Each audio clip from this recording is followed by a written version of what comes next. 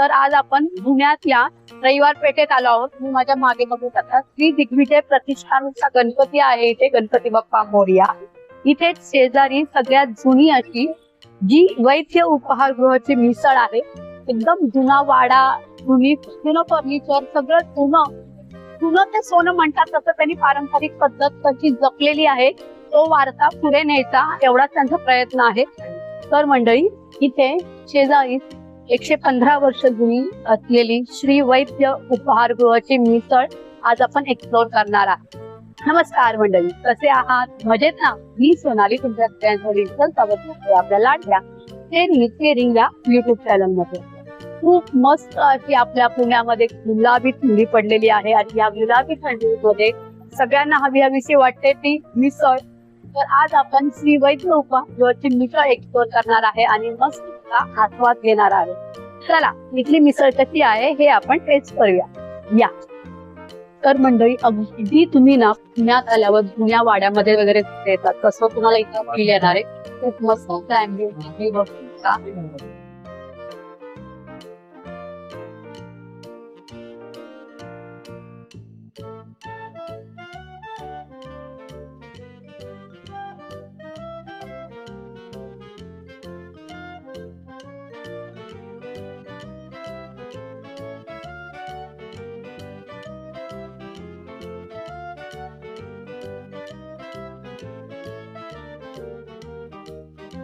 एकशे 15 वर्षांपूर्वी 1910 साली माझ्या पणजोबांनी वैद्य उपहारगृहाची स्थापना केली. त्यावेळेस ते कोकणातनं आले होते पुण्यामध्ये चरितार्था करता, पोटा पाण्याच्या व्यवसायात. तर आम्ही सर्व गोष्टी ताज्या तयार करून आणि त्या ताज्या तयार करताना कोकणी पद्धतीनं तयार करून ते सर्व करायला सुरुवात केली आणि पुणेकरांच्या पसंतीला गेली 115 वर्ष आम्ही टिकून आहोत.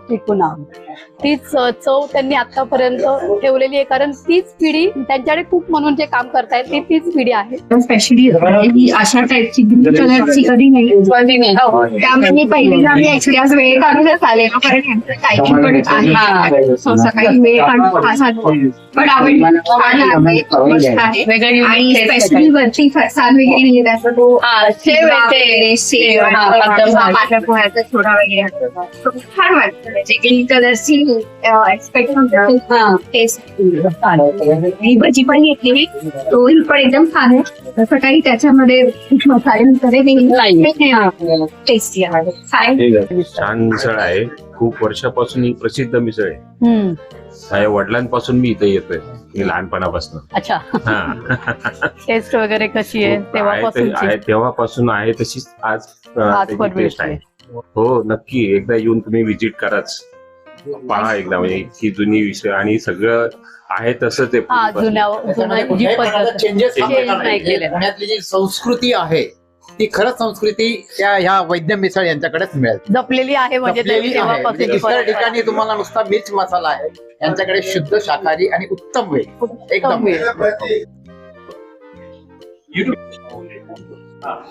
मिसळ छान आहे. पहिल्या वेळेस आलोय मी, दोस्तांनी आणलं म्हणून आलोय. अप्रतिम आहे, छान आहे मिसळ. मी नाशिकहून आलेलो आहे खास मिसळ खाण्याकरता. यांच्या आग्रह असतं. नाशिकची मिसळ आणि ह्याच्यामध्ये तुम्हाला आवडली की नाही आमच्याकडची पुण्याची मिसळ? ही मिसळ वेगळीच आहे, वेगळीच टेस्ट आहे. हिरवा रस्सा आहे, हिरवा रस्सा आहे ना यांचा. चिवडा खाली आहे, शेव पण आहे, जाड शेव आहे. हा रस्सा हिरवा रस्सा हे दिसतो. चहा अच्छा, वेगळी तुम्ही मिसळ जर नको असेल तर तुम्ही उसळ, मटारची हिरव्या रश्श्याची ती पण उसळ आहे. ही पण तुम्हाला इथे गरम गरम मिळते. त्याचा पण स्मेल एकदम मस्त तसाच येतोय. बटाटा भजी आणि मिरची.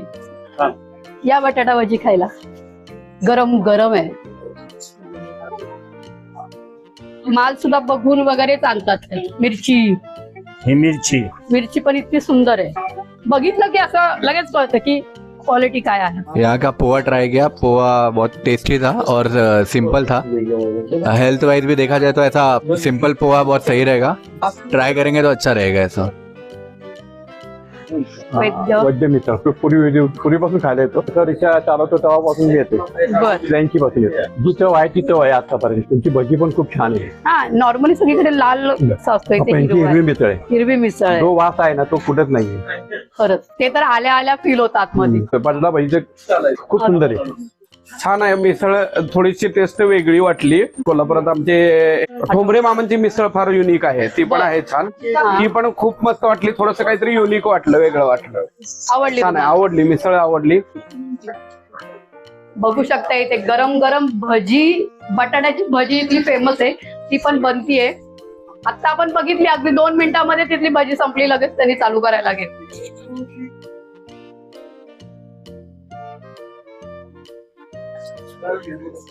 करंजी त्यांनी इथे बनवून ठेवलेली असते सकाळी. जशी ऑर्डर येईल ना तसे ते तळतात. 61च्या सप्टेंबर पासून मी इथं कामाला आहे. मग इथं मी 40 वर्ष शेव बनवत होतो. आपण म्हणजे वयाच्या 13व्या वर्षापासून तुम्ही इथे 78 वर्षापर्यंत काम करतच काम करत होतो. होते. आता त्यांना वयोमानाप्रमाणे पुढे होत नाही. पण संबंध शेजारीच आहे.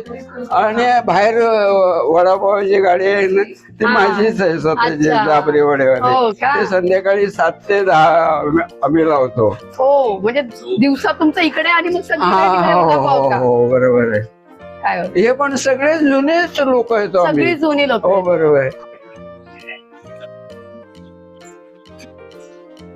तर मंडळी तुम्ही बघू शकता, आपण इथे मिसळ पाव मागवले. स्लाइस असतात त्याच्यात मिसळ पाव मध्ये, आणि हा हिरव्या मसाल्याचा त्यांची मिसळ, ज्याच्यामध्ये सगळे ते टाकलेले, बटाट्याची भाजी, चिवडा, आणि ही हिरव्या वाटाण्याची उसळ. हा एक वेगळा आयटम आहे त्यांचा. हा तुम्ही बघू शकता. बटाटा भजी आपण ही सगळी ऑर्डर केलेली आहे. इथली टेस्ट कशी आहे ते आता आपण बघणार आहे. आणि मटर करंजी पण आपण ऑर्डर केली आहे. या सगळ्याची टेस्ट मी तुम्हाला आता सांगणार आहे. तर आपण सुरुवात करूया. ज्यासाठी आपण आलेलो आहोत, वैद्य उपहारगृहाची हिरव्या रश्श्याची मिसळ खाण्यासाठी. तर ही एक युनिक टेस्ट. आपण बटाट्याची भाजी, पातळ चिवडा, कांदा, इथे लिंबू मिळत नाही. तर बघूया कशी आहे.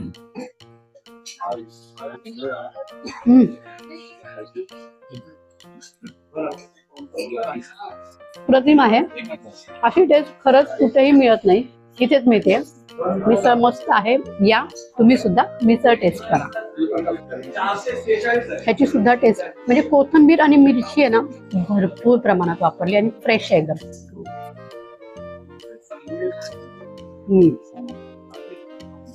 मस्त आहे. मिसळ पण छान आहे, मिसळही छान आहे. आणि ही गरम गरम भजी, बटाटा भजी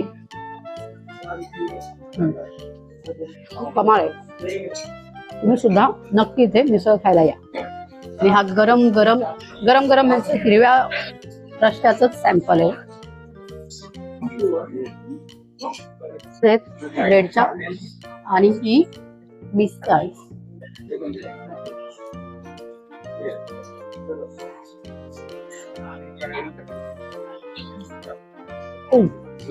आपली मटर करंजी आलेली आहे. गरम गरम आहे, आणि त्याच्यावर चटणी पण मिळते मटर करंजी बरोबर. तुम्ही बघू शकताय बघा. मटर करंजी मी गरम गरम फोडून दाखवते. पूर्ण मटर भरलेलं आहे, मस्त वाफ येते. त्याची पण टेस्ट बघू कशी आहे.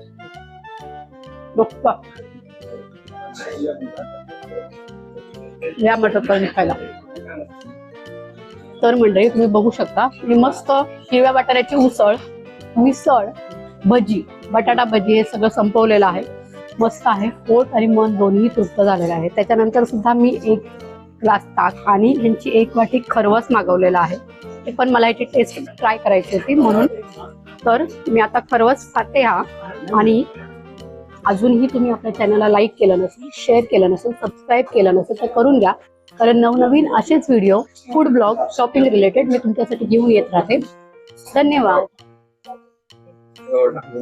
मस्त मिसळ म्हणजे सगळ्यांपेक्षा वेगळी मिसळ आहे. जे आहे या मिसळचा कधी त्रास होत नाही. हा, म्हणजे मी 60 वर्ष मिसळ खातो आम्ही. बर. पण कधी यांचा त्रास नाही झालेला. कधी बदलले नाही. ओके. आहे तसे आहे. जिथल्या पिढ्यानपिढ्या आम्ही खाते, त्यात काही फरक नाही पडलेला. एक नंबर. एक नंबर. बस एका शब्दात सांगितलेलं आहे त्यांनी, एक नंबर. विषय नाही याला. आणि याच्या मिसळचं सर्वात महत्वाचं वैशिष्ट्य काय, तुम्ही कुठेही जा मिसळ तुम्हाला तांबडा रस्सा मिळेल. बरोबर आहे. हा याचा हिरवा रस्सा आहे आणि तो हिरव्या मिरचीचा असतो. आणि भरपूर कोथिंबीर वापरतायत त्याच्यात ते. त्यांच्यामध्ये कधी आजपर्यंत शेवटच्या 50 वर्षापासून मी खाते, आजपर्यंत मला कधी असं झालं नाही की यांच्यामुळे मला मिसळमुळे त्रास झालाय, असं काही नाही. आणि हा जो टेस्ट आहे हा खरा, ते फालतू मध्ये ते गाठी घाला आणि पापड्या आणि काय घाला असं काही नाही. त्यांची शेव सुद्धा स्वतः इथे बनवतात. यांच्यासारखी शेव कुठेच मिळत नाही. ताजी ताजी शेव मिळते. नाही, तुम्ही टेस्ट करा आणि ती तुम्ही मला कुठे मिळाली तर मला कळवा.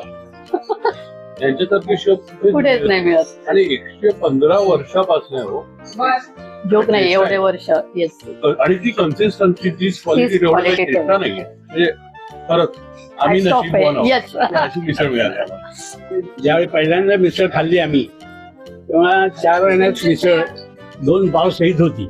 2 पाव मिसळ फक्त 4 आण्यामध्ये त्यांनी सुरुवातीला खाल्लेली आहे. आणि तेव्हाची टेस्ट आणि आता 100 रुपयाला झालेली. 100 एकच आहे. मी जेव्हा खाल्ली तेव्हा 50 पैशाला मिसळ होती. क्या बात आहे. 5 पैशाला स्लाइस होता. वा बढिया.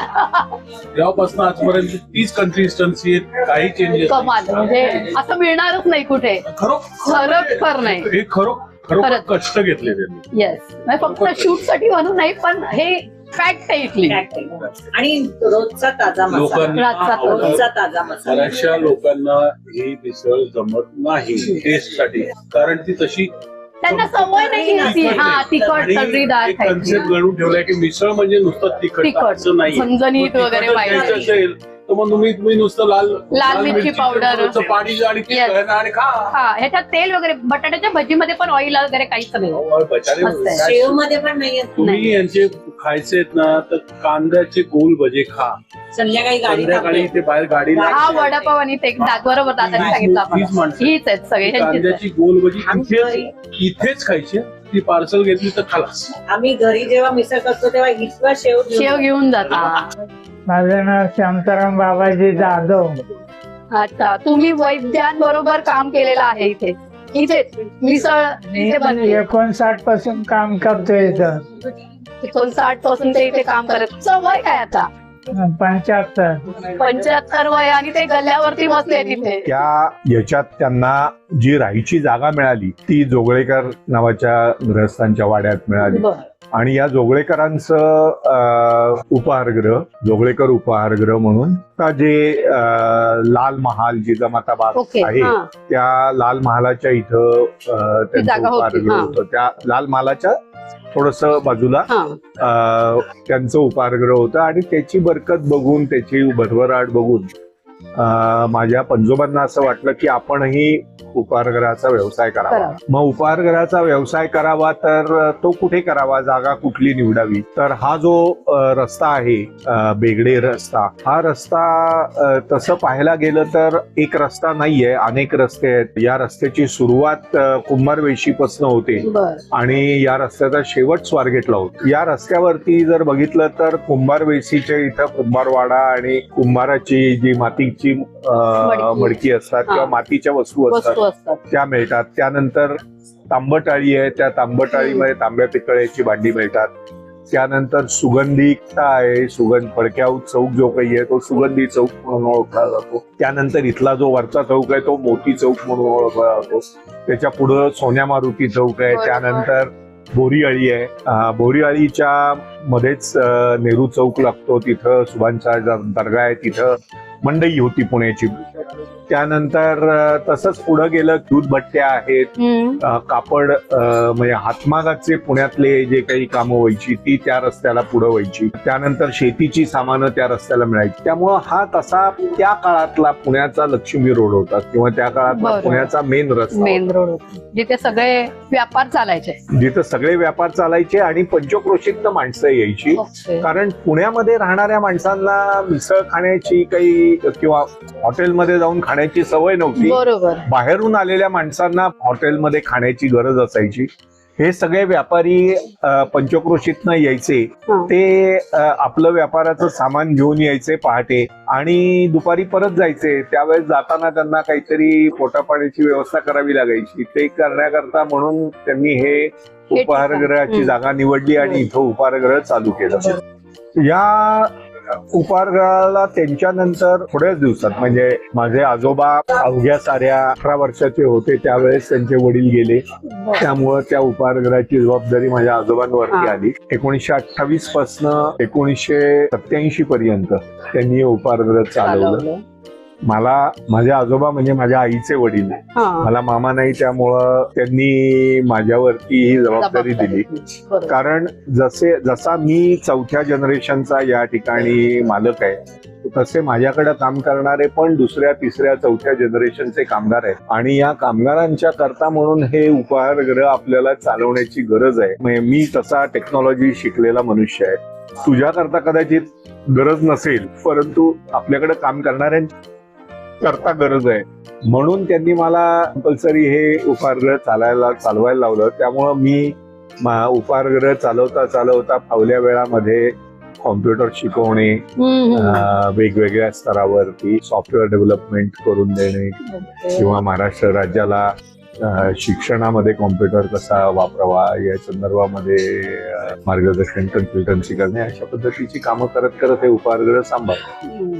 हे तुम्ही तुमची आवड किंवा तुमचा जो इंटरेस्ट आहे तो पण जोपासताय आणि आजोबांनी जी कामगिरी तुमच्यावरती सोपवली ती पण तुम्ही पार करताय. मिसळीच्या बाबतीमध्ये कसं आहे की मिसळ हा पदार्थ हा लेफ्टओव्हरचा पदार्थ आहे. म्हणजे पूर्वी मिसळ जी मिळायची आमच्या आधी ती मिसळ सर्वसाधारणपणे नाट्यगृहांच्या आजूबाजूच्या उपाहारगृहांमध्ये मिळायची की ज्या ठिकाणी रात्रीच्या शोच्या वेळेस जे काही बटाटे वडे तयार करण्याकरता बटाटे वड्याचं केलेलं सारण आहे, पुरी भाजी किंवा पुरी मटकी, पुरी उसळ अशा पद्धतीच्या करता केलेली उसळ आहे.